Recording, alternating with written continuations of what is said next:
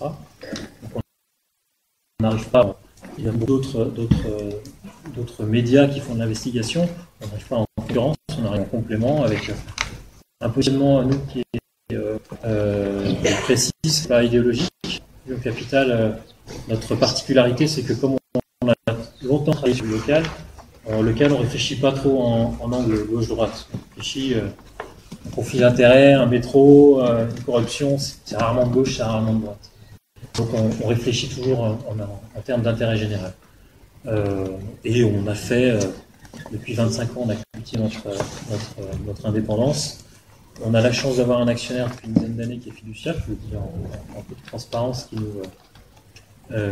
qui se mêle jamais de notre ligne éditoriale et qui nous apporte quand même les moyens de faire le travail qu'on fait au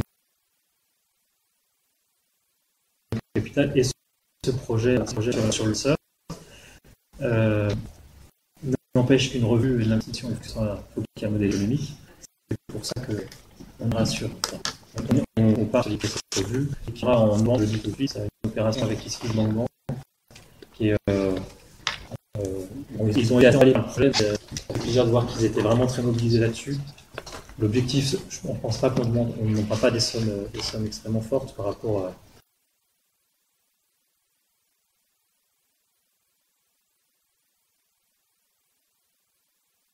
ce que ça représente de faire revue. C'était si on a dû, on a dit, mettons l'entrée scolaire. On était aussi proche de la rentrée que les gens seraient peut-être occupés.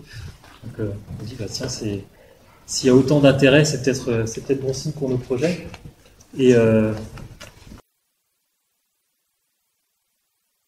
peut-être simplement de demander à nos invités ou ceux qui nous invitent, qu'est-ce que eux attendraient d'un travail journalistique sur les lanceurs d'alerte, d'une revue comme ça. Qu'est-ce qu'elle pourrait leur apporter, sachant que voilà, notre idée, notre ambition, c'est de se dire que quelle que soit la thématique, on va parler environnement, on va parler santé, on va parler corruption, on croit en la transparence, on croit aux faits journalistiques, aux faits scientifiques, et on croit que quand on dénonce de la corruption, c'est pour sauver la démocratie, c'est pas pour la faire s'effondrer. Quand on dénonce des conflits d'intérêts dans la médecine, c'est pas pour que tout le monde se mette aux médecines douces et oublie ce que c'est que les médicaments qui soignent, tout simplement. Oui, en ce moment, parce que les réseaux sociaux ont pris une importance capitale, que l'information circule en dehors des canaux journalistiques, des canaux où il y a un travail de vérification, on peut avoir le sentiment que les désinformateurs remportent beaucoup de victoires, mais pour aussi, par ailleurs, intervenir beaucoup dans les classes. Tu l'avais pris cet engagement après l'histoire de Charlie Hebdo, les attentats de Charlie Hebdo. J'ai fait une centaine d'interventions en classe. Sur la question de la liberté d'expression, on voit qu'il y a beaucoup de choses fausses qui circulent, mais quand on intervient dans les classes et qu'on explique les règles du jeu de la démocratie, la loi de la diffamation, pourquoi on n'a pas le droit de dire ça, pourquoi on a le droit de dire ça, oui. Pourquoi Dieudonné est condamné quand il dit ça, pourquoi on ne dit pas quand il dit autre chose, on se rend compte qu'on comprenne tout simplement que les combats qui paraissent peut-être de vérification et donc ce projet de revue. Peut-être vous inviter à un petit tour sur comment vous avez, dans vos expériences avec les journalistes, qu'est-ce qui a fonctionné, pas fonctionné, qu'est-ce que vous voudriez d'un travail journalistique, et puis ensuite on échange plus largement avec la salle. Qui veut commencer? On commence avec Ferrand, avec l'actualité. Non, je n'en parlerai pas. L'affaire est aujourd'hui dans le nord de la France. Laissons les magistrats faire leur travail.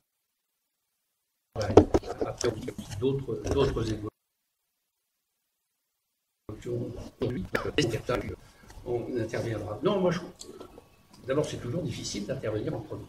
Donc, je représente Anticorps, le groupe local 29, et je remercie vivement, chaleureusement, les adhérents d'Anticorps qui sont très largement présents aujourd'hui. Voilà. Alors, c'est un signe, c'est un signe, parce que ça montre l'intérêt que les citoyens manifestent vis-à-vis d'un certain nombre de sujets. Car je crois qu'un lanceur d'alerte, c'est peut-être d'abord un citoyen engagé, un citoyen qui va avoir le souci d'examiner comment fonctionne une collectivité ou une administration, etc. Et de manière tout à fait naturelle. Il n'y a pas de... Comment? Ça ne me paraît pas contraire au comportement que l'on attend d'un citoyen qui se préoccupe du fonctionnement de la collectivité, de voir de quelle manière sont employés les impôts, à quoi servent nos impôts. Si nos impôts servent à payer des factures de restaurant en nombre important, non, c'est pas ce que les citoyens attendent. Alors maintenant, les relations avec la presse, elles sont parfois difficiles, en particulier au plan local. On ne trouve pas souvent les relais qui seraient nécessaires pour faire connaître la réalité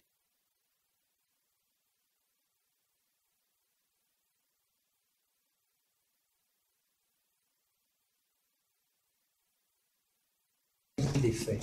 Télégraphe annoncé ce soir. C'est le manque que l'on constate.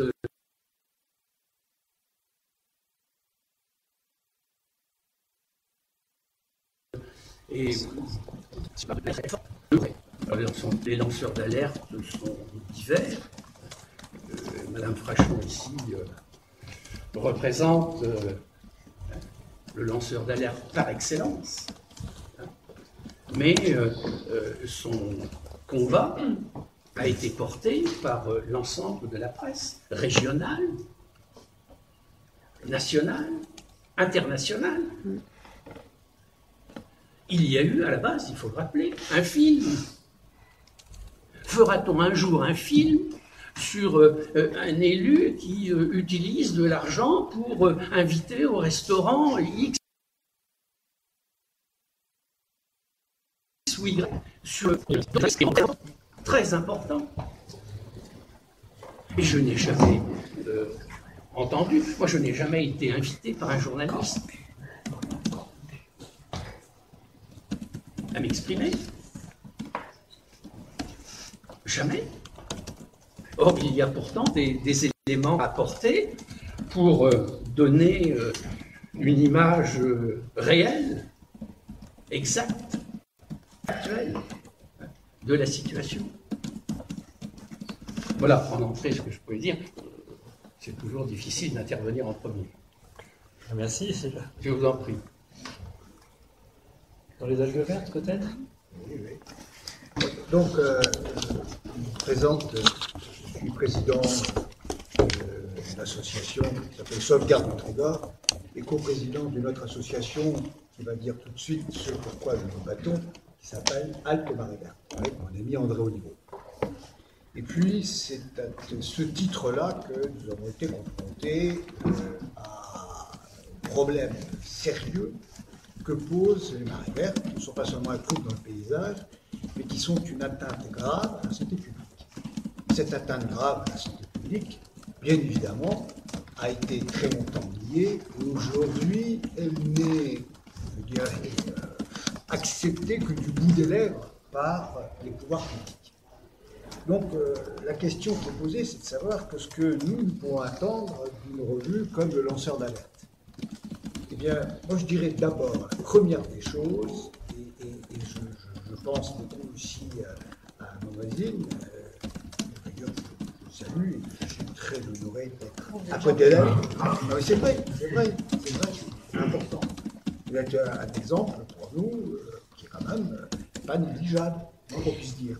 Et donc moi ce que j'attends d'une revue comme le lanceur d'alerte, c'est déjà la première des choses, de la reconnaissance. Ça c'est important. Et que cette revue puisse être, à quelque part, une référence. Que l'on puisse dire dans cette revue, il y a un fait qui pose problème, et si cette revue parle de ce fait qui pose problème, on sait que ce n'est pas une nouvelle fausse, que c'est une nouvelle qu'il faut prendre en considération. que ça peut être justement la base d'un travail journalistique. Cette revue, elle devrait être justement constituée ainsi en disant je feuillette la revue, je sais qu'il y a un problème qui est posé, qui a été analysé, qui a été levé par, on va appeler ça un lanceur d'alerte. Entre parenthèses, d'ailleurs, on ne naît pas lanceur d'alerte comme ça du matin. C'est les circonstances qui font que l'on devient ce que l'on est. Il ne faut pas non plus voir les choses autrement. Donc moi, ce que je crois, c'est que c'est cela qui pourrait apporter déjà beaucoup. Dire qu'il n'y a pas tant des lanceurs d'alerte que la reconnaissance d'un fait que soulève un lanceur d'alerte. Je crois que c'est plus important. Donc faire en sorte que, justement, ce pourquoi se bat le lanceur d'alerte est plus important que le lanceur d'alerte. Et si on veut crédibiliser ce lanceur d'alerte, eh bien il faut reconnaître que le combat qu'il mène est un combat qui vaut la peine. Je pense en particulier à Voisine, la difficulté, ça a été bien sûr de reconnaître le danger du médiateur. C'est ce fait-là, pourquoi on se bat. Et pour nous, la difficulté, c'est de reconnaître que les marées vertes, ça peut tuer. C'est pas encore accepté pleinement. Donc, si dans une revue de sport, on a les éléments forts, constitutifs, preuves, là, que ça peut être une très bonne ouverture pour un journaliste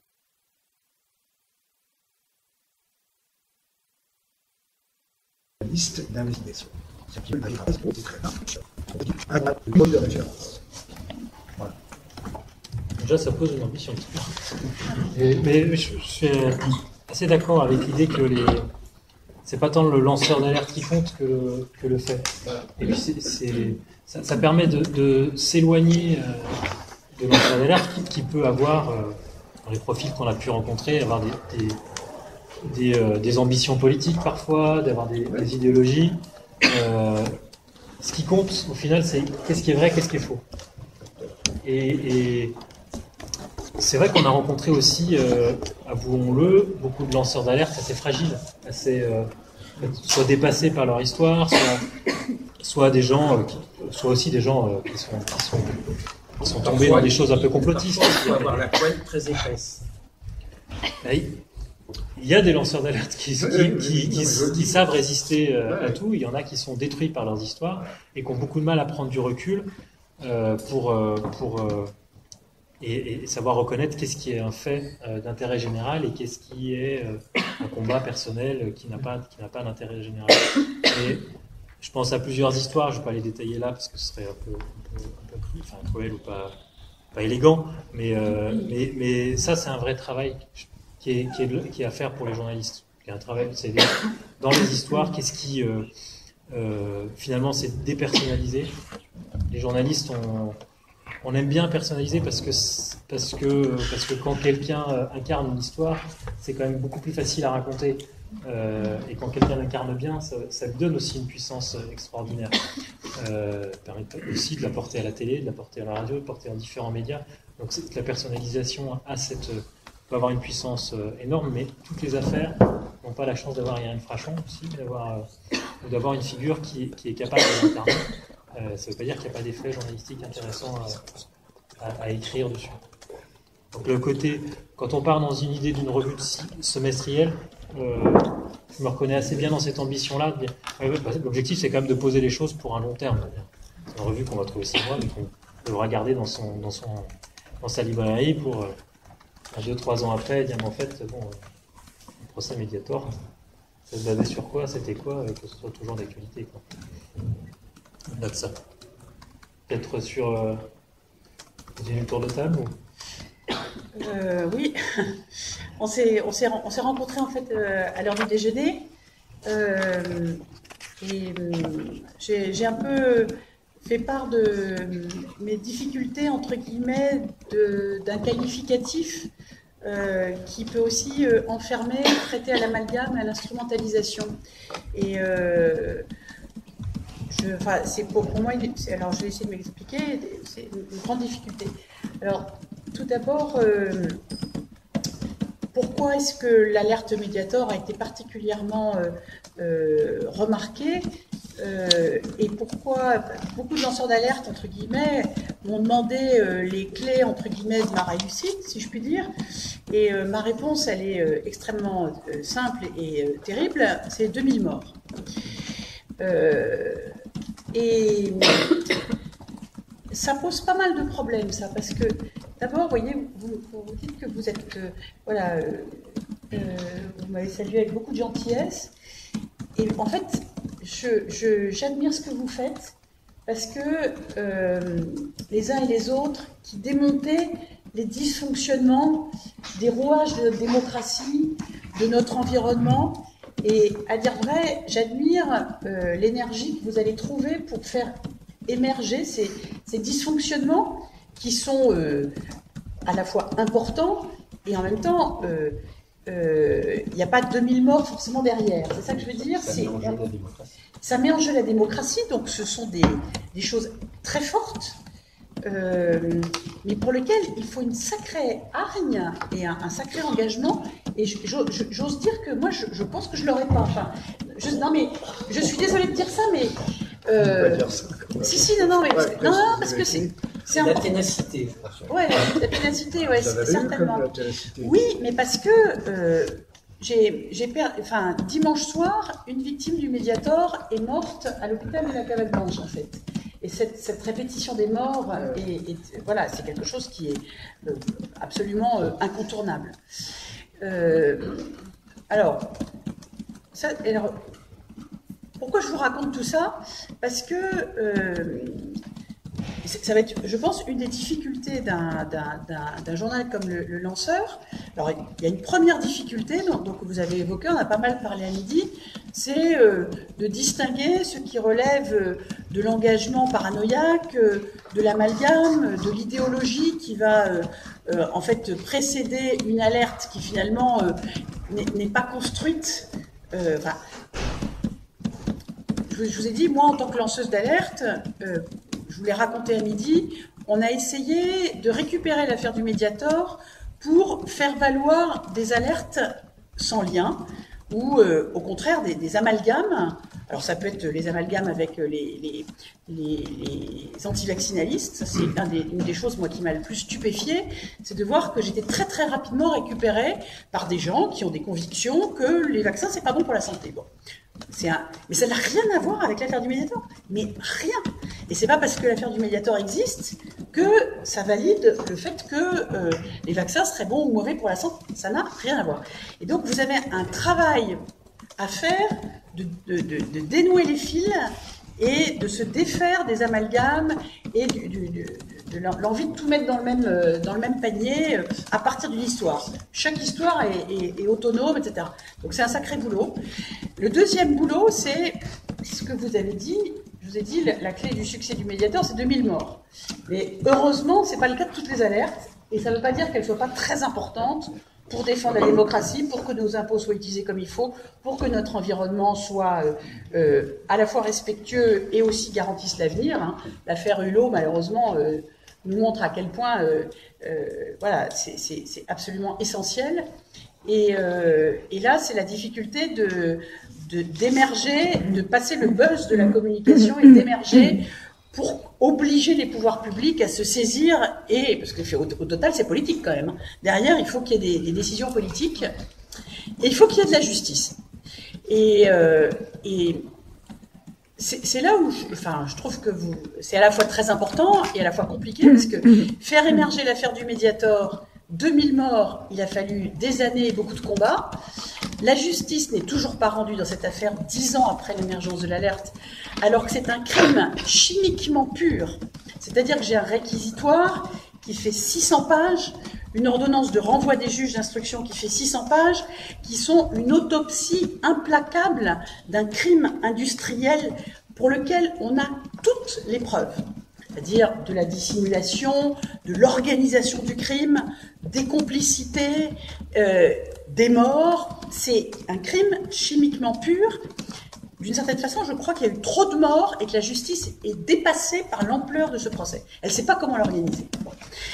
Donc, il faut la justice et il faut que la politique aussi s'en empare. Alors, moi, ce qui m'a finalement interloqué, c'est la difficulté à faire émerger cette histoire, à ce que les politiques s'en emparent, effectivement. Les médias s'en sont emparés, mais il a fallu aussi pas mal s'agiter pour que ça se passe bien. Et la justice n'est toujours pas rendue 10 ans plus tard. Donc, il y a un sacré boulot. Je ne sais pas comment il faut faire, mais votre vue, il faut qu'elle soit une référence. Il faut qu'elle arrive à se débarrasser des amalgames. Et il faut qu'elle ait suffisamment de crédibilité pour que ces alertes aboutissent, quoi. Il ne suffit pas de les écrire. Il faut qu'il y ait des décisions politiques qui soient prises. L'affaire Hulot nous montre à quel point ça peut s'écrouler, quoi. Parce que derrière, c'est une remise en cause systémique d'un système. C'est pas corriger un défaut. C'est prendre des décisions radicales. C'est des changements de paradigme dans un système qui se nourrit de ces dévoiements et de ces... Voilà, vous parlez des restaurants, on peut parler de ce qui va nourrir les résistances à l'émergence des algues vertes. Il y a toute une chaîne qui aboutit. Le restaurant nourrit bien. Voilà, et arriver à inverser ça, c'est titanesque. Et c'est politique. Et c'est politique. Donc ce sont des sacrés défis pour une revue. Ouais. Mais on est tous confrontés à cette difficulté d'exposer, sans s'exposer trop, des affaires très graves. Pardon. Si c'était facile, ce serait déjà fait. Bien sûr. Et on ne serait pas là. Et on serait pas Et on serait pas là. Est-ce que je peux poser une question un petit peu pour prolonger ce que vient de dire Irène Frachon? Anne Bergogne du Club de la Presse de Bretagne, avec Nora aussi, qui en fait partie, et Paula bientôt, j'espère. Donc Irène parlait d'une revue de référence, ce qu'on souhaite tous. Moi, il y a déjà quelque chose que je n'ai pas très bien compris. Je n'ai pas très bien compris si votre revue serait une revue sur les lanceurs d'alerte ou une revue qui allait publier des enquêtes faites par des journalistes, ou si les journalistes allaient se faire le relais de lanceurs d'alerte qui les contacteraient. Voilà, là, pour moi, il y a quelque chose qui n'est pas très clair. Et la deuxième chose, effectivement, quand on voit ce qu'Irène vient de rappeler sur le Mediator, je pense à d'autres affaires, notamment tout ce qui concerne la finance, où on voit que des grands quotidiens se sont mis en consortium pour réussir à récupérer des infos et à les analyser. Quelle place peut avoir un journaliste enquêteur dans une revue ? Je veux dire, je ne dénie pas du tout ça, mais quel peut être le créneau à prendre, quelle peut être la ligne éditoriale de cette future revue qui ne pourra pas sortir d'énormes enquêtes sur la finance. Effectivement, le lanceur d'alerte, c'est très intéressant. Est-ce que vous allez surtout vous focaliser sur les enquêtes faites par des lanceurs d'alerte, ou est-ce que vous allez aussi publier des enquêtes? Enfin, pour moi, tout ça n'est pas très clair. Voilà. Alors, si tout était clair, on ne ferait pas de tournée. Ben voilà. L'objectif, c'est aussi pas seulement de répondre à votre question, parce que pour l'instant, honnêtement, on n'a pas toutes les réponses. L'ambition, c'est de se rendre utile, c'est de faire du journalisme. Et alors, encore une fois, on n'est pas les premiers à faire du journalisme. On ne vient pas dire il n'y a rien en France. Effectivement, il y a des consortiums internationaux qui se sont créés, qui sont intéressants. Mais d'expérience, il n'y a jamais trop de journalistes, il n'y a jamais trop de médias différents, parce que chaque média, il n'y en a aucun qui est parfait, et chacun a son biais. Et l'ambition, oui, elle va être aussi de travailler sur des grandes affaires. On est déjà en train de travailler sur des grandes affaires. Après, à quel rythme on va les sortir? Est-ce qu'on arrivera à les travailler dès un premier numéro ou pas? Mais dans notre manière de travailler, on a, ce qui est pas propre à nous, mais on a fait le constat assez tôt, de toute façon, que pour faire de l'enquête, les moyens, ça coûte très cher, les moyens sont relativement limités, et donc l'association de médias est intéressante. Pour vous donner un exemple, Lyon Capitale, à Lyon, on a le siège d'Interpol. Donc c'est un sujet sur lequel on a beaucoup travaillé. Au départ, en journalisme d'initiative, c'est-à-dire simplement, c'était un jeune journaliste qui m'en a parlé, il m'a dit, il y a leur anniversaire, je crois que c'était un centenaire, chose comme ça. c'est peut-être quelque chose, un sujet à faire, on va creuser, puis peut-être trouver des choses, mais voilà, on n'avait pas d'angle particulier. Et puis, on a travaillé longuement là-dessus, puis assez vite, on a découvert des problématiques de conflit d'intérêts assez importantes sur le financement d'Interpol. Ce qu'il faut savoir, c'est qu'en fait, c'est une institution qui permet d'échange de fichiers de police à travers la planète, et qui permet d'échanger des fichiers de police, donc entre démocratie et dictature, de manière très rapide. Et avec, théoriquement, des garde-fous, pour que les démocrates ne soient pas poursuivis, ne fassent pas l'objet de notices rouges d'Interpol partout dans le monde dès que c'est émis par une dictature. Mais on a découvert que ces garde-fous ne fonctionnaient pas.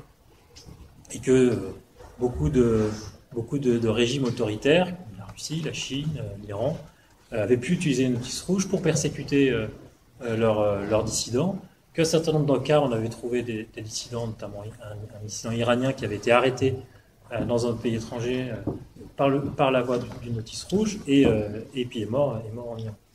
Et autre problématique qu'on a découvert en déroulant le fil journalistique, c'est-à-dire que en fait c'est une institution, peut-être parce qu'elle est basée à Lyon, peut-être parce que en tout cas qui n'avait pas intéressé de travail journalistique avant qu'on se penche dessus. Et donc du coup c'est souvent comme ça, c'est-à-dire que quand on commence à creuser un sujet, les gens qui sont au courant d'une dérive mais ne savent pas vraiment comment la dénoncer, ou n'ont pas eu l'opportunité de le faire, quand il y a un journaliste qui paraît sérieux, qui commence à travailler sur le sujet, ils finissent par lui livrer des informations. Et donc progressivement, on a découvert beaucoup de choses, et notamment une vraie problématique de conflit d'intérêts dans le financement d'Interpol. Interpol est financé essentiellement par l'industrie pharmaceutique, par l'industrie du tabac, par la FIFA, pour citer les principaux donateurs, et puis aujourd'hui par des pays comme le Qatar, comme Singapour, des régimes plutôt autoritaires. Et ces financements qui sont assez massifs ne sont pas désintéressés. Ce qui intéresse l'industrie pharmaceutique, c'est que Interpol lutte contre la falsification de médicaments, les faux médicaments, en tout cas ce qui est une cause, on va dire, tout à fait honorable. Sauf qu'au niveau international, la question de ce que c'est qu'un faux médicament n'est pas unanimement, Irène Frachon connaîtra mieux le sujet que moi sans doute encore, mais qu'il y a un certain nombre de médicaments qui sont considérés comme faux dans certains pays, et qui sont considérés comme des génériques dans d'autres, notamment des pays comme l'Inde, comme le Brésil, produisent des médicaments contre le sida notamment, qui sont utilisés partout sur la planète, dans les pays qui ne peuvent pas payer les brevets européens. Et Interpol a saisi des médicaments produits en Inde, qui avaient vocation à aller au Brésil, qui n'étaient pas des fausses molécules, qui étaient des vraies molécules, mais qui posaient une question de brevet sur des questions internationales qui sont pas réglées. Autre problématique, c'était notamment sur pourquoi le financement du tabac. L'industrie du tabac, ce qui les intéresse, c'est la contrebande, encore une fois. Donc, ce qui les intéresse, c'est qu'il n'y ait pas en France de fausses cigarettes à leur marque. Par contre, ça ne les dérange pas qu'il y ait des vraies cigarettes à leur marque, mais qui ont été produites dans d'autres pays et qui n'ont pas payé les impôts dans le pays où elles sont vendues. Et on a découvert, ça c'est pas nous qui l'avons découvert, ça a été l'objet de grands procès au niveau européen, qu'il y avait des détournements de l'ordre de centaines de millions d'euros qui ont été faits comme ça. C'est quand même un paradoxe de voir Interpol, un organisme de police, financé par des organisations qui contournent la loi de manière massive. Et ils ont signé un partenariat avec la FIFA, donc financé par la FIFA, au moment où, juste après, a éclaté le scandale de la FIFA. On voit bien encore que ce n'est pas désintéressé de la part de la FIFA d'aller signer des partenariats avec Interpol. Donc là, c'est un travail. On est parti de Lyon. Les journalistes qui ont travaillé dessus, qui étaient des jeunes journalistes qui ont commencé avec nous, puis des gens qui ont pris de l'ampleur. Ça a pris, on a travaillé plus de 7-8 ans. Oui, ça fait pas autant, c'est à peu près ça. Assez vite, ils ont travaillé avec un collègue allemand. Ça a permis de partager les frais avec des journaux allemands, des journaux suisses. Ça a permis assez vite, ils sont aussi associés avec Mediapart, on s'entendait pour sortir les choses en même temps. Et donc eux, à vendre les papiers plusieurs fois, ce qui finançait leurs enquêtes. Et puis, ils ont signé avec une boîte de production avec qui on travaillait, qui a fait un documentaire sur Arte sur le sujet, qui est paru, qui est sorti l'année dernière. C'est pas, si vous n'en avez pas entendu parler, si vous n'avez pas vu le documentaire, il a fait 500 000, ce qui était pas mal pour un documentaire, qui n'était pas extraordinaire. Donc toute l'histoire n'est pas encore connue, mais bon. Ça montre une des manières de travailler. Il y a d'autres sujets sur lesquels on est en cours, effectivement, où il y a des journalistes qui vont bosser sur différents médias. Encore une fois, l'idée, c'est effectivement d'apporter notre pierre à l'édifice. Et l'idée d'une revue, l'idée de quelque chose qui vienne reposer les choses dans le temps long, on est proche du livre, mais en même temps, qui soit destiné à un grand public. Beaucoup de la réflexion qu'on a pu avoir sur la forme, elle est née aussi des échanges qu'on a eu avec les lycéens et les documentalistes de lycée sur qu'est-ce qui est audible, comment ça peut être compris. Donc, ce sera que du contenu journalistique. Après, on ne s'interdit pas de travailler avec peut-être des écrivains, travailler avec les auteurs de bande dessinée, ça on le fait depuis... pour la petite histoire, on a commencé, c'est un hasard, mais en même temps que 21, à mettre de la bande dessinée tous les mois dans le Capital. Donc ça fait 10 ans qu'on fait ça et qu'on trouve que c'est un outil journalistique intéressant. Et puis, encore d'autres idées. On a eu beaucoup de demandes, notamment dans les lycées, sur la question de la liberté d'expression, comment ça fonctionne. Et c'est une question qui revient sur les lanceurs d'alerte, en fait. Comment je fais pour éviter un procès en diffamation, en fait, tout simplement. Alors, dans les lycées, ça se transformait plutôt en débat autour de Dieudonné, Puis quand on fait parler les jeunes, c'est intéressant de les faire parler jusqu'au bout. Ils ont 14, 15, 16 ans, sans les condamner. Qui disent les choses franchement, ils répètent souvent des choses qu'ils ont entendues ailleurs, même si évidemment ce qu'ils peuvent dire paraît scandaleux. Comme par exemple, en gros, pourquoi les juifs ils ont le droit de dire ça, nous on n'a pas le droit de dire ça, etc. etc. Et la meilleure réponse, en fait, c'est de faire exprimer jusqu'au bout, et puis pour décortiquer les mécaniques, et leur expliquer, en fait, pourquoi il y a des lois qui limitent la liberté d'expression, qui interdisent de dire un certain nombre de choses, et qui autorisent de dire un certain nombre de choses. Et puis, comment elles fonctionnent. Et j'ai souvent pris l'analogie du match de foot, en disant, mais c'est comme un match de foot, si tu connais pas la règle du hors-jeu, tu peux pas gagner une partie, c'est pas possible, tu marqueras des buts, ils seront annulés, etc. La liberté d'expression, c'est pareil.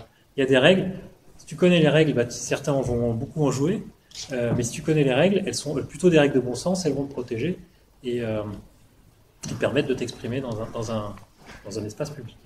Donc de cette idée-là, on s'est dit, une des solutions, ce serait d'essayer puisqu'on était dans l'idée du jeu, c'est de faire comprendre ces règles de la liberté d'expression par du jeu de société. Donc on réfléchit avec des auteurs de jeux de société sur comment, sur une vingtaine de pages, expliquer de manière grand public des problématiques complexes comme la protection des lanceurs d'alerte, comment ça marche, la diffamation, comment ça marche. Ça répond à peu près à la question. On les prend au fur et à mesure. Puis, je vais intervenir tout de suite et je vais être rapide, comme vous à peu près. Moins. Donc je suis Antonio Fred, je suis le président de Cicéro, une association de lutte contre la corruption et pour la probité des élus et fonctionnaires sur la pointe Bretagne. On a fait une enquête sur Urvoise, vous avez en entendu peut-être parler, permanence de campagne, sa permanence de député à Quimper, qu'il utilisait comme logement personnel. Alors sur la question d'une revue de lanceurs d'alerte, puisque c'est ça qui nous réunit ce soir, donc j'ai écouté les personnes qui sont passées juste avant. Et ce que vous avez dit aussi, vous dites en fait il faut protéger les lanceurs d'alerte, donc faire qu'il y ait un travail journalistique qui porte qui protège le lanceur d'alerte, finalement en le masquant quelque part pour le protéger et en révélant les éléments qu'il veut porter à la connaissance du public. Mais je pense que mine de rien, effectivement, les lanceurs d'alerte ne sont pas des héros. Irène Frachon n'est pas une héroïne. C'est une personne qui a fait son travail. Et je pense que c'est important qu'on dise que les lanceurs d'alerte sont des gens qui font leur travail. C'est juste du travail. C'est juste être honnête dans son boulot, le faire sincèrement. Et en sachant des compétences scientifiques, elle est médecin, elle a repéré, elle a dit qu'elle a fait une démonstration sur comment le Mediator se décompose en molécules qui viennent du poison et tue 2000 personnes. La démonstration est faite, c'est du boulot, du travail scientifique, c'est des preuves qui sont trouvées, qui sont apportées, ce sont des faits qui sont portés à la connaissance du public. Et là, on n'est pas dans la parano, on n'est pas dans le délire, on n'est pas dans les anti-vaccinaux ou quoi que ce soit, on est dans la démonstration, dans l'apport de preuves, d'éléments factuels.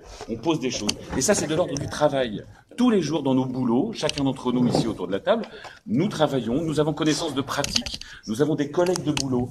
Certains font du harcèlement sexuel, certains ont des comportements qui sont inadmissibles. Nous devons, en tant que personnes dignes, humains, avec nos qualités, prendre la défense des plus faibles, révéler les choses qui doivent être révélées. Et c'est déjà ça, être lanceur d'alerte. Et c'est pas être un héros, c'est juste faire ce qu'il faut faire au moment où ça doit être fait. Et je pense que c'est drôlement important. Tiens, j'ai un médicament à prendre. Je l'ai pas amené. Voilà, donc je pense que c'est ça qui est important. Et des fois, il faut savoir aller se montrer parce que c'est important de dire, de porter sur la place publique. Donc le champ d'action de Cicéro, c'est l'argent public, c'est les élus, c'est les fonctionnaires. Donc c'est un domaine pour lequel moi j'ai pas d'intérêt particulier personnel. Je pense que c'est important que ce soit distinct. Pareil pour les algues vertes, mais pas d'intérêt personnel particulier, immédiat en tout cas, effectivement, hormis crever des gaz toxiques qui sont dégagés des algues qui pourrissent sur les plages, mais hormis ça, voilà, donc en fait on fait un job d'intérêt général, je pense que c'est très important, et normalement la loi devrait défendre les gens qui portent des faits à la connaissance du public, qui apportent des éléments. Or aujourd'hui la seule loi sur les lanceurs d'alerte, c'est la loi Sapin 2, et elle défend les gens en entreprise. Par exemple, vous êtes dans une boîte qui met, je sais pas, du mercure dans le coca, vous êtes protégé par cette loi-là, vous prévenez ou le type qui versait, là, qui a dénoncé le fait qu'il versait l'orbital, c'est ça lui demandait de verser des produits dans la nature, il aurait pu être protégé par cette loi. Pas protéger sa notoriété, effectivement, puisqu'il s'est montré au grand public, mais au moins être protégé par cette loi. Mais sauf que ça ne protège que les personnes qui signalent un problème dans l'entreprise. Quand vous signalez un fait de corruption dans une ville, par exemple, vous n'avez rien, vous avez la loi. Les élus n'ont pas voté de loi pour protéger les citoyens qui dénoncent des élus corrompus. C'est embêtant. Il y a aussi ce type-là, je ne sais pas si vous connaissez Edward Snowden, qui, donc, lui, travaillait dans les services secrets américains et a dénoncé, grâce à un organe de presse, d'ailleurs, enfin, avec l'appui d'un organe de presse, le fait que le gouvernement américain surveillait les citoyens américains, donc c'est ça qui a été le scandale aux États-Unis, mais aussi surveillait d'autres citoyens. En France, on a voté des lois récemment de surveillance. Edward Snowden a alerté la presse nationale ou locale, a fait très peu de relais d'informations sur l'état de la surveillance massive de la population qui est mis en place grâce aux technologies numériques. Aujourd'hui, le Premier ministre français, s'il estime que je représente un risque pour l'État, peut décider d'activer ma caméra et mon micro quand je suis à la maison en train de faire mes affaires, sans encadrement juridique. Voilà, c'est ça le chante. Si je suis un lanceur d'alerte qui va l'embêter, par exemple, peut-être qu'il peut trouver un motif pour, je ne sais pas, comme par hasard, pendant la COP21, par exemple, ce sont les militants écolos, beaucoup de militants écolos en tout cas, qui ont été l'objet de mesures, d'application de l'état d'urgence, par exemple. Donc la loi aujourd'hui n'est pas très confortable pour les lanceurs d'alerte. Donc effectivement, il y a quand même besoin de revues comme le projet que vous portez, parce qu'il faut un moment qu'on ne soit pas seul. Et c'est pour ça d'ailleurs que à Cicéro, en fait, Cicéro naît en 2016, à propos de Brest 2016. Vous savez qu'il y a eu un article qui est paru dans Marianne, avis de gros temps sur la mairie, qui mettait en cause Rivacom et les fêtes maritimes brestoises. Rivacom, qui fait partie du groupe Le Télégramme, qui est un organe de presse local, gros organe de presse, qui fait partie qui comporte des gens qu'on peut appeler journalistes, autrement dit, dont le métier, dont la fonction sociale, dont la reconnaissance, c'est-à-dire la protection par les impôts, par le statut fiscal qu'ils reçoivent, etc., qui est particulier, qui les protège de certaines choses et qui leur permet de bénéficier de certains avantages, vise à leur permettre d'exercer leur pouvoir, leur quatrième pouvoir, autrement dit celui qui consiste à bien faire son travail, porter des faits à la connaissance du public, qu'ils soient la réalité. Enfin. Le mardi, l'article paraissait dans Marianne. Le jeudi, sur TBO, chaîne du groupe Le Télégramme, Hubert Coudurier, le patron du groupe Le Télégramme, recevait François Cuyandre, et tous les deux, ils disaient, vous pourrez trouver la vidéo, elle est encore disponible sur le site, je suis allé voir tout à l'heure, à 6 minutes de cette émission, Hubert Coudurier dit, puis il y a eu un article dans Marianne, Coudurier dit de complaisance, et François Cuyandre enchaîne directement en disant, oui, c'est mon mot, de complaisance. Donc l'un dit le mot de l'autre. À un moment, les mots de l'un dans la bouche de l'autre, ça fait très bizarre. On dirait qu'ils sont embrassés juste avant. Je ne sais pas quelle relation il y a entre eux. Il y a une enquête qui est ouverte sur cette histoire, et là, c'est là que c'est intéressant. D'autres personnes vont travailler. Encore une fois, le mot travail qui arrive. Les juges enquêtent, se sont saisis de cette affaire et vont bosser. Et donc vont éplucher les comptes, vont regarder, vont étudier les faits. Et moi, je souhaite que la lumière soit faite sur ce qui s'est passé, quoi qu'il se soit passé. Truc important sur les lanceurs d'alerte aussi, pour moi, c'est pas les gens qu'on attaque. On s'en fout des gens. Enfin, on s'en fout dans le sens où c'est le système, effectivement. C'est les faits, ce sont les actes. Quand vous prenez un PV pour excès de vitesse, c'est pas vous en tant que personne qui recevez un PV. Enfin, vous devez le payer, mais c'est l'acte d'excès de vitesse qui est jugé. Et bien là, c'est pareil. La corruption, pour moi, ce sont des faits. Et ce sont des faits qu'il faut porter à la connaissance, en l'occurrence pour la corruption de la justice, pour qu'elle fasse son travail. Laissez la police faire son travail, etc. C'est un peu ce que je veux dire. Donc en fait, il faut qu'on fasse notre boulot, nous aussi, en tant que citoyens, qu'on ne laisse pas un peu tourner la mécanique tout seul, sans nous, parce qu'il y a des enjeux énormes, et que forcément, quand il y a des enjeux énormes, bah, des gens s'en saisissent. Pour reprendre un peu j'ai pris des notes. Voilà, le buzz Hulot. Ça, c'est un très bel exemple de problème qui peut se poser parfois d'un point de vue médiatique. C'est pas toujours le cas parce que dans la presse, on trouve des choses qui nous informent. Il y a eu des organes de presse qui sont nés récemment, qui ont eu du mal à émerger. Mediapart, par exemple, comme organe de presse national, mais uniquement sur le web. Mais il y a beaucoup de journalistes, enfin beaucoup de journalistes qui font leur métier avec ce que ça signifie, porter des faits à la connaissance, révéler, découvrir, sortir des choses qui ne sont pas connues. Pas nous dire ce qu'on sait déjà, quoi, je veux dire, c'est pas tellement ça qui est intéressant, mais nous dire ce qu'on ne sait pas et ce qui est nécessaire pour la démocratie, hein, de connaître. Et donc, en fait, le buzz Hulot, les gros titres, c'était démission du ministre de l'Environnement, la cote de popularité du président de la République s'effondre, il est dans la merde, hein, avec déjà ce qui s'est passé au début de l'été, avec ses copains qui jouent les matadors, c'est rigolo. Bref, on passe à côté de l'essentiel de l'information, qui est ce que disait Irène Frachon, à savoir, Hulot, ce qu'il a dit, le fond de son propos, c'est de dire, est-ce qu'on a fait quelque chose contre le changement climatique? Non. Est-ce qu'on a fait quelque chose pour la biodiversité qui s'érode et qui s'effondre, menaçant la survie d'une espèce animale plus importante que les ours blancs, qui, en tout cas, à mon cœur, est importante, c'est-à-dire l'espèce humaine? On n'a fait rien. Qu'est-ce qu'on fait pour l'artificialisation des sols? Enfin, contre l'artificialisation des sols, il y a plus d'un département qui disparaît chaque année, en France. On ferme les fermes bio, on bétonne pour mettre des lotissements à la place, comme on fait à Brest, par exemple. Et ça, c'était la question politique qui convenait de parler. C'était ça les faits qui étaient importants à connaître ce jour-là. C'est pas qu'un monsieur médiatique qui faisait du surf en vendant du shampoing a dit claque à son copain de 1 an et demi. Ça, c'était l'anecdote. Donc en fait, ce qu'on attend d'un organe de presse, c'est bien qu'il nous parle de l'essentiel, autrement dit, des faits, et pas à côté, pas à mélanger l'affaire Servier, Mediator, etc., qui est précise, qui est factuelle, qui est identifiée, parce que c'est pas tous les laboratoires pharmaceutiques qui sont à mettre en cause. C'est là, on parle d'un bonhomme, Servier, d'un médicament, le Mediator, d'un cas particulier, et que ça se décrit, ça s'explique. Il y a plein de journalistes scientifiques qui font un excellent boulot. Je pense à Sylvestre Huet, qui a changé de journaux régulièrement, qui fait des chroniques, qui nous raconte, et je pense que c'est important. Bref, en tout cas, par exemple, pour citer d'autres exemples plus locaux, parce que je pense que là, il y a des gens de Brest essentiellement, donc ça peut être intéressant de parler du local. On a quand même, pas loin de chez nous, le maire du Relecq-Kerhuon, Johan Nedelec, où on a saisi le procureur, enfin c'est pas nous, c'est un des enquêteurs de Cicéro, puisqu'en fait on s'est monté en association suite à l'affaire de Brest 2016, parce que, en gros, une personne qui chatouillait un peu les protagonistes présumés de l'affaire sur Twitter, s'est vu coller un procès au cul. Paf, direct. Alors là, c'est sympa, il faut allonger les frais d'avocat, faut avoir les épaules solides. Heureusement, on a des copains, on fait de la solidarité, ça tourne, ça marche, hein, on peut supporter, mais il faut être organisé, il faut jamais être tout seul dans ces cas-là, quoi. Et là, du coup, on s'est dit, bon, allez, on monte une asso parce que il faut qu'on se protège quand on fait ce job de lanceur d'alerte. Donc du collectif, et c'est pour ça qu'un organe de presse aussi rajoute du collectif au collectif et permet aussi de porter des faits. Donc Nedelec, il nomme un de ses adjoints patron du Civu des Lornes, sous prétexte que l'autre était trop payé, sauf qu'il le paye plus, il n'a pas de diplôme, celui-là, enfin bref, donc de quoi déposer un dossier, en fait, au procureur, ce qui est fait. Donc le procureur, la justice, se saisit de l'affaire, enfin, et donc va pouvoir éplucher. On a parlé à la presse aussi, on a donné ces éléments, et ça sort pas en presse locale. Hein. Le Télégramme sort pas ces affaires-là. L'affaire Rivacom sort pas non plus, parce que, évidemment, Rivacom, c'est membre du groupe de Télégramme. Donc il y a du conflit d'intérêts. C'est embêtant. Et Si, il y a eu un article récemment sur l'affaire de Nedelec et du Civu de Lelorne. Et il y a aussi l'affaire du logement personnel du maire du Relais-Quéron, le même encore, hein, parce qu'il y a un sentier côtier, il y a des histoires, il y a du harcèlement, etc. Enfin, et là, on a des éléments aussi factuels qu'on transmet et donc il y a une plainte également en cours, donc à nouveau du procès, etc. Donc c'est-à-dire qu'on prend du procès sur le dos parce qu'on fait un travail d'enquête.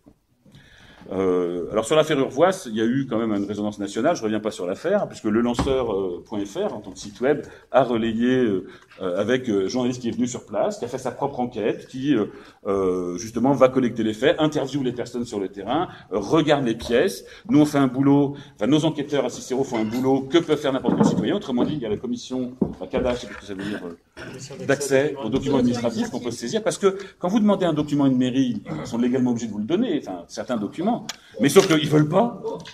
Bordel de merde, des citoyens qui exercent leur droit démocratique, donc ils veulent pas, obligés de demander à la CADA, qui oblige la collectivité locale à fournir le document. C'est fou. C'était si rapide. Oui, non mais c'est ça, ça prend des mois. Et ça prend des sous. Il ne donne qu'un avis. Oui, en plus, ouais. Donc la collectivité n'est pas obligée de suivre. Moi j'ai été confronté à ce genre de situation. Ouais. Avec un avis favorable de la CADA, et malgré tout, la collectivité a refusé de me communiquer. Il s'agissait simplement d'avoir accès aux comptes. Oui. Bah oui. Bon. Mais c'est Ils fou. n'ont pas voulu. Non, mais il a fallu que j'aille devant le tribunal administratif. Et là, j'ai obtenu gain de cause. Ouais. Et communication des documents, mais alors dans des conditions aussi tellement particulières, où c'était ahurissant. On s'est retrouvés dans une salle de la collectivité, en présence de l'avocat de la collectivité, du directeur général. Avocat des services. payé sur l'argent public, bien sûr. Bien sûr. Sur le citable, il y avait haut comme ça de papier. Voilà. Il était sous surveillance, il fallait qu'on fouille dans tous ces papiers. C'est pour ça que le fait d'être en association, c'est quand même utile, puisqu'on bénéficie aussi d'expertise qui permettent aussi de supporter d'abord la pression qu'il peut y avoir, d'avoir des compétences complémentaires qui peuvent nous aider, compétences juridiques, etc., qui viennent nous aider. Alors après, je sais pas si c'est la fonction d'un journal à mon avis, c'est bien que les choses soient séparées aussi, parce que si on a de la collusion entre des lanceurs d'alerte et le journal en question, ça peut être gênant. C'est bien qu'il y ait de la séparation et qu'il n'y ait pas de conflit d'intérêts. Qu'on ne soit pas et dans un truc et dans l'autre en même temps, etc., mais bien clair. Et puis, pour finir, je dirais que ces histoires de corruption qui sont graves, parce que c'est quand même à désespérer les citoyens, c'est à dégoûter les citoyens de la chose commune, de voter de la chose commune, de la res publica, avec peut-être une nécessité de faire avancer peut-être la participation à la vie de la cité. On est dans une commune, on peut peut-être être plus aux affaires en local, plus s'occuper de notre territoire, peut-être aussi une des manières, par exemple, de résoudre les problèmes de climat, c'est de travailler moins, parce que le travail produit du CO2. Donc, non mais c'est surtout plus s'occuper des affaires communes. Plus faire commune ensemble, qu'on soit plus à gérer, qu'on fasse plus de contre-pouvoir, plus de contrôle des affaires publiques. Je dis bien, encore une fois, ne mélangeons pas tout, ce ne sont pas les personnes en entier dont on parle, mais bien de l'exercice de leur fonction publique. Qu'il y ait du contrôle de l'exercice de la fonction publique. Des dépenses, des restos, comme on dit. Et je dirais que ça commence dès la place gratuite au Quartz. Pourquoi des élus touchent des places gratuites pour aller au Quartz, pour regarder un spectacle ? Quand ils ne sont pas en fonction représentative. Il y a un exemple intéressant, c'est que moi ce matin à 9h, c'était l'ouverture pour avoir des places. Eh bien, il ne restait plus que des places totalement mineures sur les côtés. Oui.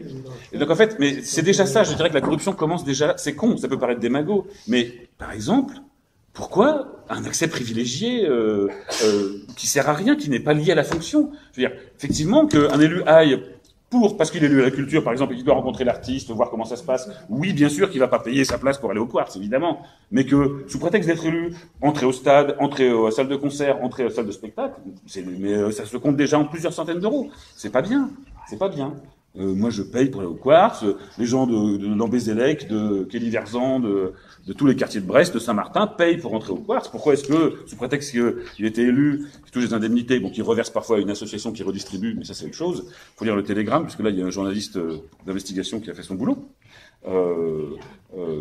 Pourquoi il y a des très bons journalistes partout. Non, mais si, bien sûr, je le redis. C'est un travail, et pour moi, j'estime que le travail de journaliste fait partie des piliers de la démocratie, à savoir, on a besoin de ces gens qui vont fouiner partout, y compris dans les assauts de lutte anticorruption, parce qu'il faut aussi, on est humain. Ces gens font des conneries, donc il faut qu'il y ait justement des séparations de l'exercice des choses, qu'il n'y ait pas de mélange des genres, que chacun fasse son job, et qu'on copine pas, par exemple. C'est vrai que c'est problématique dans une ville comme Brest. On est loin de tout. Alors effectivement, les cercles de pouvoir, face après, c'est étudié en sociologie, vous le savez très bien.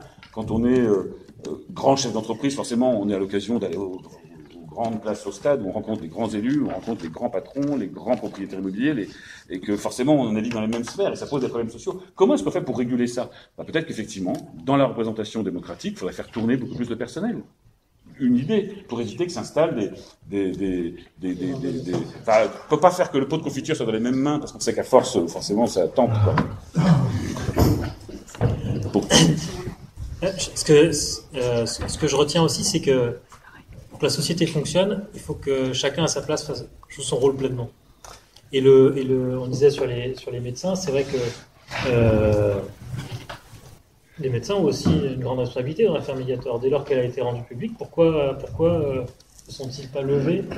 C'était les premiers qui pouvaient arrêter de prescrire, lire la revue Prescrire d'ailleurs, j'en fais un jeu de mots dès le départ, mais c'est vrai aussi des journalistes. Mais je pense qu'on peut reprendre un peu tous les corps de la société. Tout le monde est un petit peu endormi à sa place. Ça ne veut pas dire qu'il n'y a pas... Il y a des gens de qualité partout, mais il y a besoin, et c'est peut-être ceux-là qu'on appelle les lanceurs d'alerte, c'est ceux qui viennent piquer un peu notre conscience et dire non mais oh, je te rappelle qu'à ta place, ton boulot c'est ça, et c'est pas normal que j'en prenne pas la gueule pour le faire, parce qu'en fait on devrait tous faire la même chose.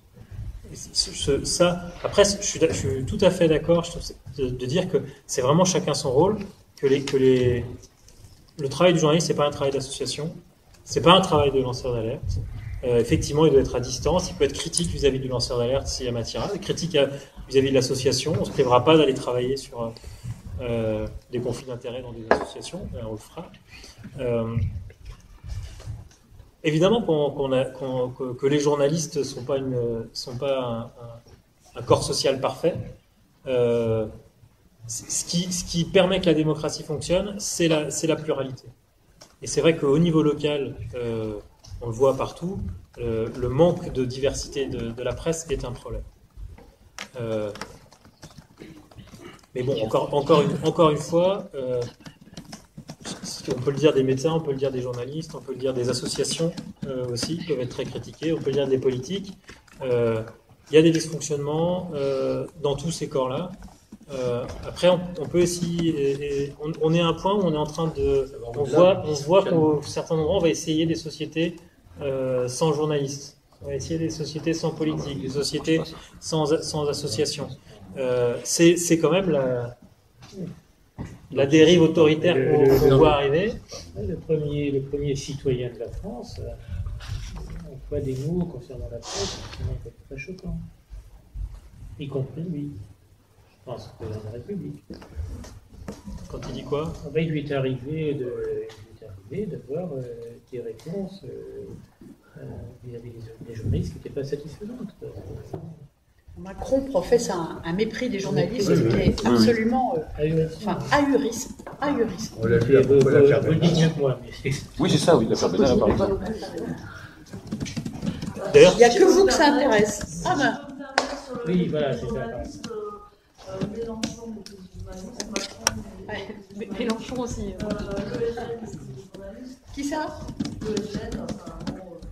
Oui, le FN. D'un moment, tout ça, les journalistes locaux essaient de faire leur travail, à la Val-du-Nord, ils ne le font pas, pour les élus FN. Donc bon, les médias, c'est aussi les mondos, quoi, les journalistes qui font leur boulot. Et je pense que c'est la majorité. Mais effectivement, il y a des problèmes de conflit d'intérêts quand les groupes de presse deviennent très gros, enfin, ils existent en tout cas, mais parfois, vous savez, entre un journaliste qui travaille au Télégramme dans telle ville et son patron et l'actionnaire machin, il n'y a aucun. Voilà, il y a des choses qui ne sortent pas. Le journaliste, il voudra faire son travail, à un moment donné, ça sera imprimé. Voilà, effectivement, c'est là qu'il faut agir. Ça peut arriver selon moi, mais comme il ne faut pas sombrer dans la psychose non plus, quoi. Et encore une fois, je me permets aussi, je suis journaliste aussi, il y a une question de, c'est non pas qu'on ne fasse pas toujours notre travail, mais nous, on est aussi restreints, et c'est le problème auquel on est confronté en ce moment, c'est une question de place. C'est aussi pour ça que je voulais vous poser la question, votre format, il sera papier ou il sera numérique? Et s'il est papier, quelle place aussi on va consacrer justement à ces sources, à ces lanceurs d'alerte qui vont éventuellement nous mener vers une problématique qui serait représentative d'un problème plus gros? Est-ce qu'on aurait la place nécessaire? Et c'est ce que je disais aussi à Monsieur Lelay il n'y a pas si longtemps. J'aimerais bien raconter, mais tout ce que vous me dites, c'est tellement intéressant. Mais je suis coincée, je vais devoir encore faire de la synthèse à la con.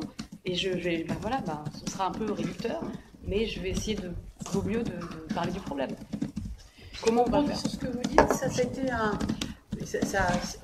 ça revient aussi au positionnement intéressant et au format intéressant que semble proposer le lanceur. Quand, moi, j'ai commencé mon enquête Mediator en 2007 et j'ai obtenu le retrait de ce médicament fin 2009. Et c'est après, en fait, qu'il a fallu sortir du bois. C'est-à-dire que le médicament a été retiré. Et moi, pendant cette enquête-là, je m'étais rendu compte qu'il y avait un crime, il y avait un délit, très clair, de la part de l'industriel, et que ça allait être enterré. Bon. Donc c'est là où je me suis dit, maintenant, comment faire émerger la prise de conscience de ce délit. Bon. Donc, en tant que médecin, je ne pouvais pas, moi, alerter un procureur à cause du secret médical. Je ne pouvais pas donner le nom des victimes, etc., tant que je ne suis pas victime moi-même. Enfin, il y avait plein de difficultés. Donc, j'avais été voir des associations comme Que Choisir, d'ailleurs, qui embrayaient très bien derrière, parce que les associations peuvent porter plainte, même si elles ne sont pas elles-mêmes victimes. Enfin, c'est assez compliqué. Ils peuvent se constituer partie civile. Mais bon, l'action de Que Choisir était quand même complexe, donc il fallait vraiment trouver un moyen, c'est vraiment de percer le mur de la communication. Et j'ai les amis journalistes, et qui m'ont dit, on pourrait faire 3 pages, mettons dans le Nouvel Obs, etc., etc. Et je me dis, ouais, mais 3 pages, ça va pas du tout, quoi. Enfin, d'abord, je vais pas avoir la maîtrise de l'information, puis surtout, en 3 pages, ça ne pourra pas aller très loin. Et donc, le seul format qui pouvait fonctionner, c'est le livre. Voilà, parce que le livre, il laisse le temps d'exposer la totalité de l'enquête. Donc, est-ce que c'est un peu ce genre de gros dossier. De gros dossiers, voilà. Exactement. Après, la question de la place, c'est toujours une question de moyens. Ouais. Donc c'est aussi une question de réussite du projet, s'il trouve des lecteurs qui permettent de faire des gros journaux. Mais l'objectif, c'est bien de faire une revue. On est parti dans l'idée de 200 pages, avec peu de sujets, probablement une dizaine, peut-être un peu moins. Donc on est sur l'idée de faire des sujets qui soient de longue haleine. Donc une vingtaine, une trentaine de pages par sujet. Et avec l'idée que... Là, ça commence à être pas mal. Ça commence à être correct. Et avec l'idée qu'on a le site internet pour assurer si la revue doit avoir un temps long et durer dans le temps, après il y a toujours des rebondissements aux histoires, un suivi à faire, et que là il pourra exister sur internet. Si vous voulez regarder les papiers qu'on fait sur le lanceur, l'avantage d'internet, c'est que là il n'y a pas de limite de place. Après le piège, parce que les journalistes aiment bien écrire, enfin non, on aime bien aussi, les lecteurs n'aiment pas toujours lire aussi loin, parce que c'est pour ça qu'il faut mesurer. Il faut trouver un lectorat pour ça, hein. Pour des trucs assez ardus quand même. Hein. Oui. Sur une revue comme un lanceur, je pense qu'on sait déjà qu'on s'adresse à un certain lectorat. Enfin, L'objectif, ça va être aussi quand même de quelque part de faire le plus court possible, c'est-à-dire d'avoir le plus de lecteurs possible, d'être le plus percutant possible. Mais bon, le plus court possible, des fois, c'est un livre. Et pour la faire Mediator, sans un livre, on n'arrive pas à raconter l'histoire. Là, on est sur des formats qui sont proches du livre. Dans l'idée, sur la relation journalisme et politique, je suis tout à fait d'accord à ce que vous dites. Oui, il y a un mépris des politiques sur des journalistes, mais bon, les journalistes sont capables de s'en remettre. Je comprends pas le côté. C'est ça, il faut s'en remettre, mais c'est effectivement dans l'oreille de la population, c'est pas toujours facile, quoi. Sur le terrain, les journalistes sont. Oui, puis il n'y a pas que les politiques, du coup. Enfin, oui, il y a un relais aussi où il y a un mépris aussi du travail du journaliste. Il y a un dénigrement qui est quand même très constant et très frappant. C'est possible, c'est un facile. Le commissaire, ont un devoir éthique, et c'est pas facile parce que leurs supports ont évolué et voilà, les ambitions sont pas toujours les mêmes. Oui, même, enfin, quelque part à décharge, les journalistes, c'est quand même, ça recouvre énormément de gens. C'est énormément de gens, c'est énormément de journaux. Ou, si on parle simplement de la presse écrite, mais c'est aussi la télé, c'est aussi les radios. Quand on voit PPDA qui fait des interviews truquées, enfin, mais une carte de presse, c'est un statut administratif. C'est pas une éthique. C'est un statut administratif, une carte. Alors, non, c'est pas. Bah, la peu de carte choses de près. presse n'a rien à voir. Pour être journaliste, oui, mais après. Ça... Ah non, ça n'a rien à voir. En fait. Sinon, on s'appelle journaliste et on est journaliste, c'est ça? Ça dépend de ton bulletin de salaire, en fait. C'est vraiment rien à voir avec. Oui, c'est administratif, quoi. Voilà, mais la carte de presse, on s'en fout. Oui. Très bien, c'est pas le voir. Et donc, ce que je veux dire, c'est qu'il y a plein de différentes pratiques journalistiques. Et que, mais c'est un peu comme, enfin, si on prend les corps de métier, la manière dont la population les perçoit, c'est le résultat de l'image qui est donnée par tous. C'est pas chacun qui est responsable. Et c'est les politiques ont une image déplorable. Je pense que c'est moins bonne image que les politiques, que les journalistes.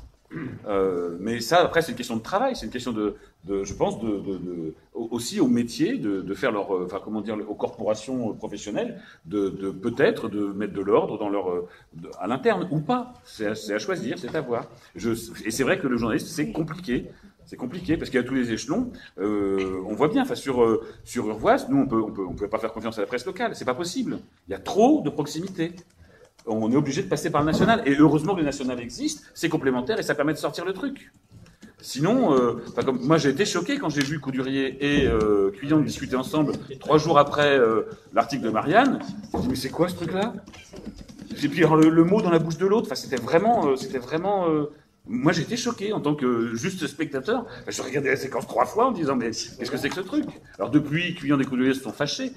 On habite là, donc on sait un peu comment on a les échos, mais sauf que c'est cette connivence qu'on voit à l'écran. Alors effectivement, ça ne dit pas que tous les gens qui travaillent pour le Télégramme sont de cet état d'esprit-là. Ça ne dit pas que les individus qui travaillent sont dans cet esprit-là. Mais la boutique. Il y a certains décideurs qui sont effectivement. Ben oui, la boutique, c'est la boutique. Et la boutique, elle a ses intérêts. Les sociologues qui étudient la logique d'acteurs, ils vont étudier la logique de la boutique, la logique des individus à l'intérieur, la logique des chefs de rédaction, des patrons, etc. Et le Télégramme, c'est une entreprise qui doit vivre. Hein. Elle doit vendre du papier, elle doit sortir, je ne sais combien de centaines de milliers de papier tous les jours. Enfin, j'ai eu la chance de visiter la rotative à Morlaix, c'est fabuleux comme là on voit la presse en train de se faire, on voit les articles qui arrivent, on voit les métiers, on voit la sueur, c'est fabuleux, mais ça pose des questions locales sur qu'est-ce qui sort, qu'est-ce qui est dans, qu'est-ce que je lis, quoi. Et la méfiance est légitime. Nous, dans notre expérience de médiatisation de ce danger des marées vertes, c'est sûr et certain qu'il a fallu s'éloigner de la presse régionale pour que le travail de reconnaissance de ce danger des marées vertes puisse avoir. Plus la presse était proche, et plus il était difficile de faire reconnaître le fait. Je vous rappelle l'événement de 2009, nous avons su médiatiser, au-delà déjà de ce que nous pouvions penser, c'était la mort du cheval à Saint-Michel-en-Grève. Ça a été significatif. Hein, le premier journal qui en est parlé, c'est le Parisien. Le premier. Au moment même où les journalistes de l'Ouest France du Télégramme disaient non, vous exagérez, il n'est pas mort, il est reconnu non, il est mort noyé, non, ça n'a rien à voir avec les algues vertes. Au moment même où ils disaient ça.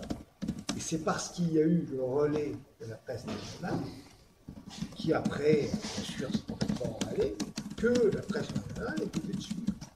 Donc là, on se rend bien compte, ce que vous dites, de la proximité entre le fait et le média n'est jamais bonne. Si le fait est très proche du média, c'est ce qui se passe à Brest, le média va avoir du mal à en parler. S'il y a convergence d'intérêt, pour le médiateur, je pense qu'il n'y a aucun problème. Pour le Télégramme, le médiateur, il n'y a aucun problème parce qu'il n'y a pas d'intérêt commun. Il n'y a pas de conflit d'intérêt possible. Voilà. Donc ça passe et c'est nickel. Et je pense que le job est fait. La couverture est faite, l'information circule, il n'y a pas de souci. C'est quand il y a conflit d'intérêt. Et c'est pour ça qu'il y a nécessité d'organes de presse différents, y compris d'obédience politique, parce que moi ça me dérange pas. À un moment, il ne faut pas se leurrer. Tous les humains ou tous les patrons de presse même ont des opinions, ont des idées, donc ils ont une orientation, qu'elle soit philosophique, politique ou autre, peu importe. Mais par contre, ce qui compte, c'est la diversité et des messages qui s'expriment où chacun peut y retrouver ses petits, quoi. C'est ça qui est important. Si on veut une démocratie qui fonctionne, il faut de différents acteurs, de différents échelons, voilà.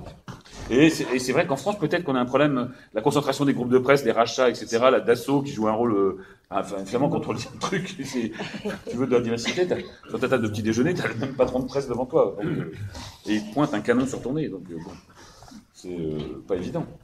Mais J'ai oui. eu comme actionnaire Dassault à un moment donné aussi. C'est comment? En fait, les journalistes n'ont pas un statut extrêmement protégé. Non, pas protégé, j'ai eu peur. Mais ils ont quand même la capacité de leur indépendance. C'est-à-dire que dès lors qu'un journaliste agit de manière indépendante, il est quand même difficilement contrôlable. Ou alors il faut le virer, ou alors, mais ça se voit, quoi. Donc non, je l'ai eu comme actionnaire, on ne s'est jamais rendu compte qu'on l'avait comme actionnaire. Après, bon, soyons modestes aussi, on était un journaliste.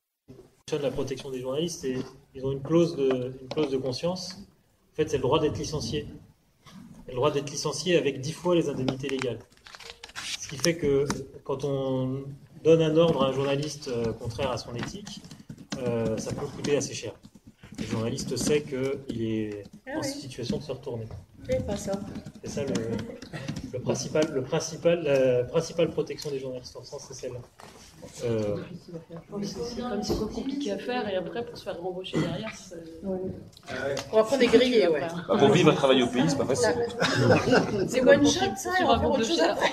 Pour suivre un groupe de presse au Prud'homme parce qu'on a fait 72 contrats, par exemple, c'est pas possible. Si on va par là. Alors ça, par contre, ça c'est notre question, qui est une question de statut de travail. Ah, mais, on est très mal loti là-dessus. Enfin, les gens ne le savent pas, mais faut le dire aussi.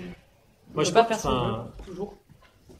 D'une expérience personnelle, je dirais que quand on est journaliste, il faut accepter l'idée que ça s'arrête demain.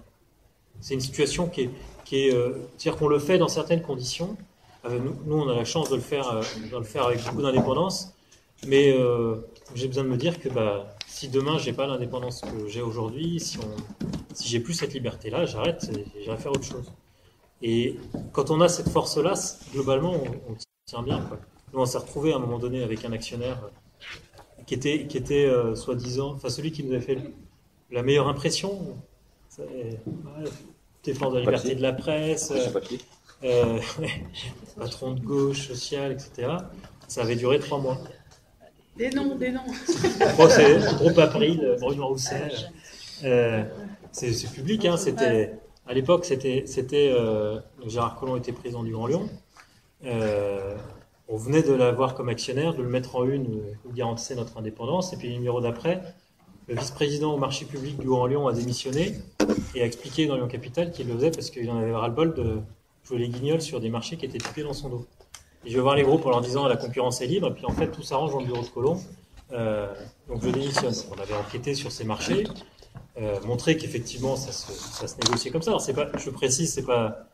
On parle de corruption, c'était pas de la corruption, c'est-à-dire qu'on n'a jamais été dit que Collomb touchait de l'argent en échange. Mais son mode de fonctionnement, c'est moi j'ai envie d'avoir une tour pour un bon bilan, montrer qu'il y a une tour de plus qui s'est construite, que la ville est dynamique. Je donne à la SNCF la gestion des transports en commun lyonnais, et en échange ils vont installer le siège qui était ailleurs, ils vont le mettre dans la tour que je cherche à construire et où personne ne veut aller. Donc c'est comme ça que les marchés étaient pipés. Bon. On a fait toutes ces enquêtes-là. Ce qu'on ne savait pas à ce moment-là, c'était que notre actionnaire était en intérêt avec beaucoup d'autres et donc, toi, opérateurs. Tu es libre et indépendant et tu dis à ce moment-là, tu claques la porte en disant c'est pas possible. Non, surtout pas. Voilà. Pas démissionner alors que c'est quand même difficile de. Comment tu fais alors En fait, ce qui s'est passé, c'est qu'il a viré le PDG de rédaction. Il nous a demandé il nous a nommé une nouvelle PDG et il nous a demandé d'arrêter d'enquêter sur ces sujets-là. Et il s'est trouvé face à une rédaction en bloc qui lui a dit mais non, ça ne se fera pas, on n'acceptera pas. Et donc la réponse a été de nous dire vous serez tous au chômage demain, je vais fermer le journal. Et il s'est retrouvé face à une équipe en bloc qui lui a dit mais ça n'a pas de sens de continuer à faire notre travail si on n'est pas indépendant. Donc de toute façon, on préfère ça que continuer. À ce moment-là, d'ailleurs, on a eu des échanges avec les syndicats de journalistes où on a compris qu'on ne se comprenait pas. Et pourtant, on est allé voir les syndicats spécialisés dans les journalistes. On disait, bon, on fait grève parce qu'on demande la réintégration de notre PDG. Vraiment, c'est pas grève pour les patrons. Et c'est pas le patron, c'est le problème de notre indépendance. C'est lui qui est viré parce qu'on a fait des enquêtes. Évidemment qu'on veut le récupérer. Ah non, mais ne vous inquiétez pas pour lui, il a eu des indemnités, il s'en sort très bien. Mais non, on le connaît très bien, il a été viré sans le sou, rien du tout. Donc non, mais on ne peut pas, un syndicat ne voulait pas signer un appel à la grève pour un patron. Et défendre des intérêts de corporations, enfin, qu'on défende les intérêts des journalistes et qu'on accepte un patron différent. Donc ça, non, c'était pas possible pour nous. Et donc, on est allé l'actionnaire a tenu promesse parce qu'il a déposé le bilan et il a présenté les comptes de manière catastrophique pour demander au tribunal de fermer immédiatement le journal, de le liquider. Il a fait payer un cabinet anglais qui avait mis, je ne sais plus combien c'était, je crois que c'était 100 000 euros de frais de cabinet pour analyser toutes nos notes de frais, justement. Et on s'est retrouvé donc à devoir justifier toutes nos notes de frais sur 3 ans. Et il y a 3 ans, à midi, tu vois, tu avais mangé avec. C'est pas marqué. On avait fait ce travail de justification. Et puis on a eu la chance de tomber au tribunal de commerce sur un procureur de la République qui avait quand même un peu suivi l'histoire et qui a dit, puisqu'ils sont présents au tribunal de commerce, qui a dit que les comptes qui lui étaient présentés ne lui paraissaient pas sincères. Ça, c'est un peu tétanisé tous les membres du tribunal de commerce et on a obtenu de ne pas être liquidé mais d'être placé en redressement judiciaire. Et du coup, on a pu reprendre le journal. C'est un ancien patron du Progrès, d'ailleurs, Xavier Elie. C'était en quelle année, ça? Ça, c'est 2005. 2005-2006. En tout cas, je vais être obligée de partir. Je m'en excuse. C'est pas pour faire de la pub gratuite, mais j'ai parmi les souvenirs des très nombreux médias qui se sont intéressés à l'affaire du Mediator quand ça a éclaté. J'ai un souvenir particulier donc de Lyon Capitale. J'étais très frappée justement déjà par le nombre de pages consacrées, l'appétence à du format long. C'est-à-dire que je pense que Lyon Capitale, à l'époque, je ne savais pas du tout ce que c'était. Je sais pas, c'est un... Enfin, je n'avais pas d'idée a priori. Et j'ai le souvenir d'avoir été surprise par l'importance en nombre de pages et en termes d'enquête de ce qui avait été consacré à cette affaire-là. C'était particulièrement dans le sens, en tout cas, qu'on veut les uns et les autres donner à l'exposition de nos enquêtes et à l'exposition des faits. Et vous me l'avez rappelé opportunément, enfin, entre guillemets, quelques temps plus, je sais pas à quel moment vous l'avez publié, une petite BD sur l'affaire Mediator. C'est la première fois que j'ai vu l'affaire Mediator en BD. C'était franchement marrant, entre guillemets, enfin, de mon point de vue. Mais donc, ça veut dire aussi qu'on y passe du temps et un vrai investissement sur les faits et sur la précision de l'enquête. Parce que ce que je voulais dire, quand même, c'était important parce que j'ai eu affaire à tous les médias imaginables et possibles, que ce soit la presse écrite, de la presse audio, télé, etc. J'ai quand même été globalement, moi à l'époque, frappée d'une part par la qualité de cette presse, d'autre part par l'engagement des journalistes qui me disaient les uns après les autres, et c'est pour ça qu'on fait ce métier. Et après, voilà, je pense que tu as eu la même chose. Oui, j'ai eu aussi des personnes qui nous ont dit, quand il y a eu la reconnaissance pour la première fois par un tribunal de la mort par hydrogène sulfuré, alors c'est 9 ans après. Ça prend du temps, les tribunaux. Il y a beaucoup de personnes et de journalistes qui eux-mêmes nous ont dit, écoutez, bravo, on est content que vous soyez parvenus à ça. Et il y a une vraie satisfaction parce que ce sont les relais et parce qu'ils se sont impliqués. Surtout des journalistes de la presse télévisée, en particulier FR3. Ah ouais. Donc, qui prenaient en quelque sorte parti, quoi, ouvertement, en Ouais. disant, ben voilà, on est content aussi, nous pour nous. Bon, comme quoi, il ne faut pas désespérer. Non, vous voyez, on arrive Non, sur mais des notes positives. Non, mais c'est bon. que vous avez ce soir. Il ne faut pas désespérer. Non, c'est encourageant d'avoir autant de monde. Non, c'est très encourageant, effectivement. Mais ça rejoint beaucoup de convictions. C'est-à-dire que je fais même constat. Il y a vraiment des bons journalistes, des gens très engagés Mais comme dans beaucoup de médias. Et dans tous les métiers, vous savez. créer des supports nouveaux, c'est aussi permettre à des journalistes qui peuvent être coincés dans une rubrique, qui à un moment donné n'ont pas la place, parce que n'ont pas la ligne éditoriale là où ils sont, de poursuivre un sujet d'une manière plus longue. Créer des nouveaux médias, c'est aussi offrir aux très bons journalistes qui y a en France la possibilité de venir faire du travail dans le média. Oui, par contre, Et d'ailleurs, à Lyon, juste pour revenir là-dessus par rapport, il y a beaucoup de choses qui ont été dites sur la presse locale, parce qu'à Lyon, en fait, une des chances, c'est qu'il y a pas mal de journaux locaux, et donc on tire quand même bien la bourre, et on n'était d'ailleurs pas du tout les seuls à travailler sur Mediator. C'est devenu un sujet local traité par les journaux locaux, parce que des victimes, en fait, on en trouvait aussi partout à Lyon. Et voilà, plus il y a de médias, plus il y a de diversité, plus on se tire un peu la bourre aussi, plus on crée des espaces pour du bon journalisme. Oui, et ce que je voulais dire, c'est que, je parlais du Télégramme, mais il ne faut pas parler que du Télégramme.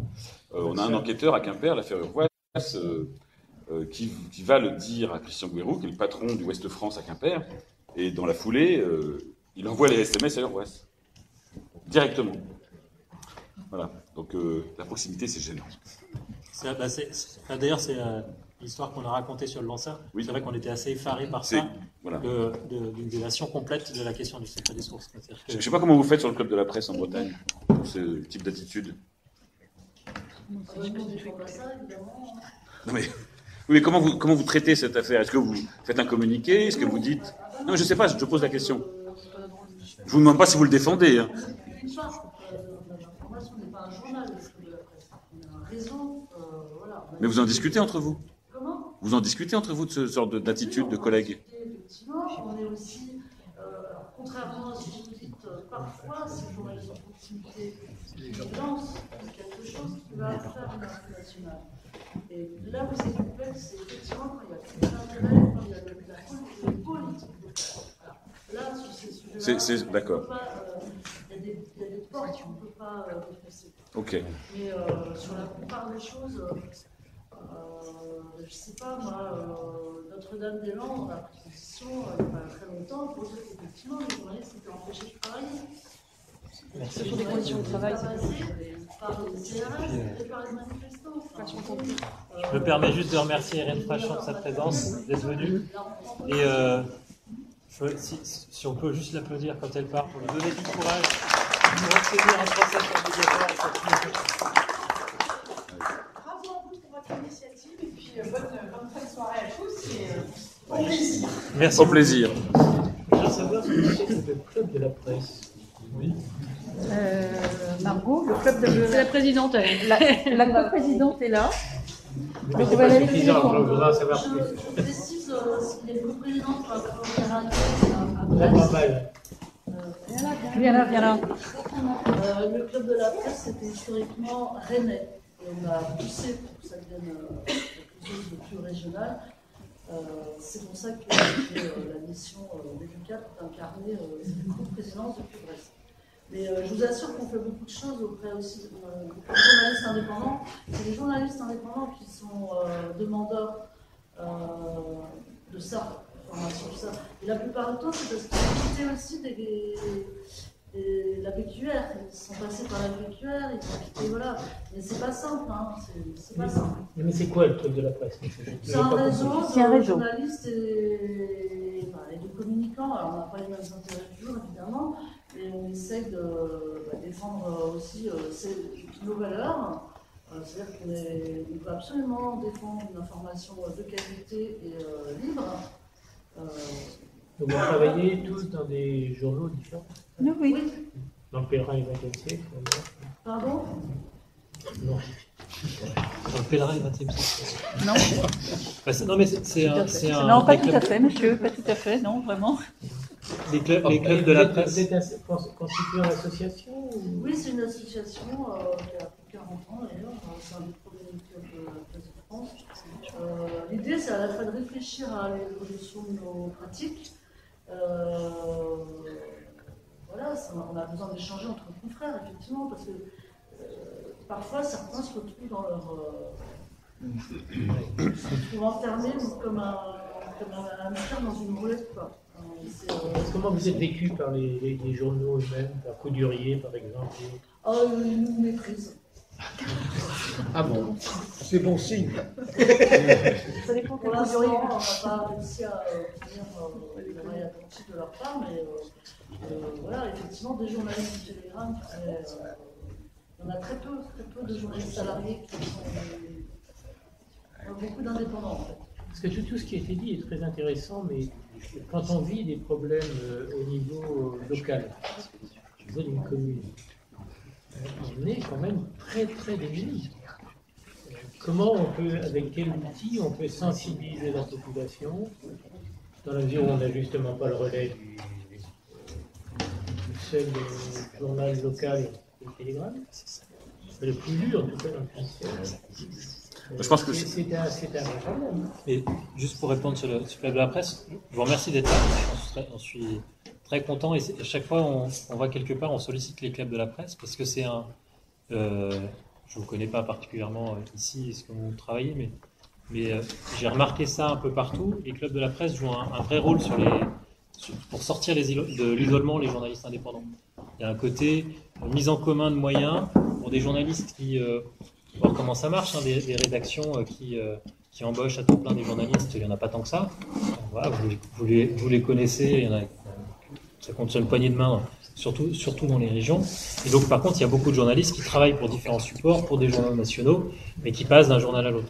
Et le problème de ces journalistes, c'est qu'ils sont sans bureau, seuls, sans capacité d'échanger aussi avec des confrères sur des sujets, etc.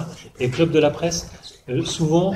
alors il y a le côté communicant qui effectivement va créer des limites, mais bon, il y a quand même ce vrai rôle de mise en réseau, d'échange d'informations, d'échange et souvent des efforts de formation chez les journalistes sur les questions précises. Donc je sais qu'ils sont souvent critiqués, mais je trouve que partout où je passe, je vois dans les clubs de la presse des gens. Des journalistes qui s'intéressent à l'information, d'ailleurs quand on parle du lanceur, ça les intéresse, ils ont des choses intéressantes à nous dire. Souvent, il y a des journalistes qui nous proposent des sujets avec qui on travaille, et voilà.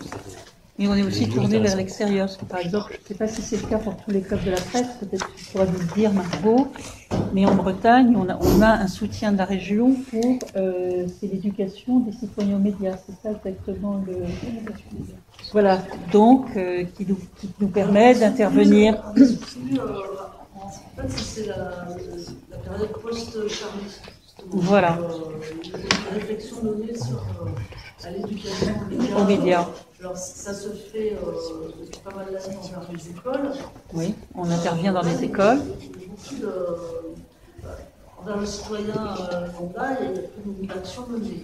Donc, là, par exemple, à Rennes, pour la deuxième année, on a monté une équipe de photojournalisme. Mais effectivement, et ça se passe dans le métro de Rennes. Là où le citoyen lambda passe, et on est soutenu pour ça. Ça ne se passe pas dans une galerie, ça ne se passe pas dans un lieu où on voit habituellement la photo. Voilà, des choses comme ça. On fait aussi de l'éducation média auprès de détenus. Voilà, petit à petit, il y a des petites actions comme ça qui sont menées. C'est des petites choses comme ça qui font effectivement qu'on s'empare chacun.